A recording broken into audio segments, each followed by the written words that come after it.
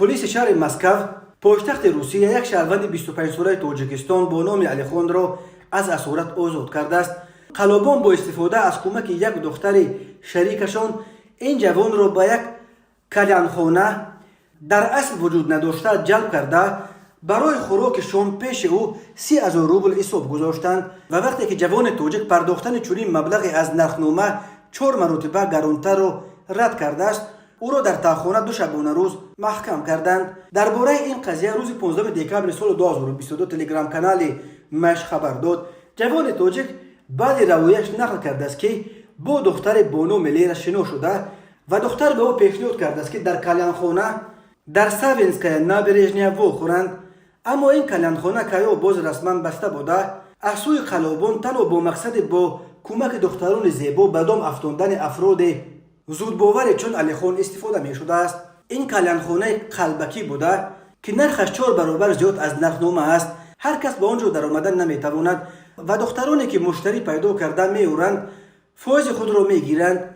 یکی از چنین دختران با نام لیرا که 20 سال داشته است در شبکه‌های اجتماعی علیخان 25 ساله را با سخنان مثل این که تو چقدر جوان خوشرو جذب کرده پیشنهاد کرده است که در این کلانخانه خورند. می نویسد مش بعد خوراکشان وقتی که علیخان و لیرا باید می رفتند پیش خدمت پیش علیخان به مبلغ 30,000 روبل حساب گذاشته است. این نظر به نرخنامه 4 مرتبه بیشتر بود و علیخان از پرداخت این پول دست کشیده است. مش می نویسد جوان تاجیک فریب خورده اینقدر پولم نداشت که پرداخت کند و خدا شود.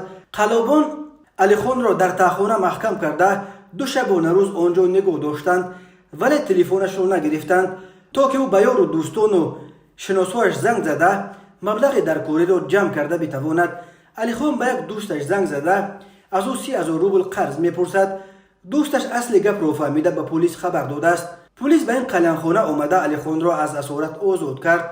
در رفت تفتیش معلوم شده است که این جوان تاجیک یگانه قربانی این دام نبوده است و این کلانخانه در اصل کیا بسته شده بود، ولی برای چنین عملهای قلابانه با کمک دخترانی که فایز خود را می گرفتند استفاده می شد.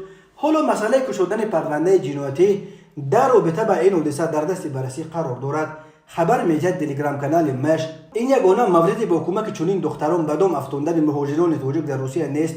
از همه مهاجران خواسته می شود که هنگام شنا شدن با دختران ناشناس یا تایید ملاقات با چنین دختران در یگان طربخانه یا بار و یا کلانخانه خیلی هوشیار باشند تا که به دام نیفتند و مثل علیخان قربان پستاوه نشوند.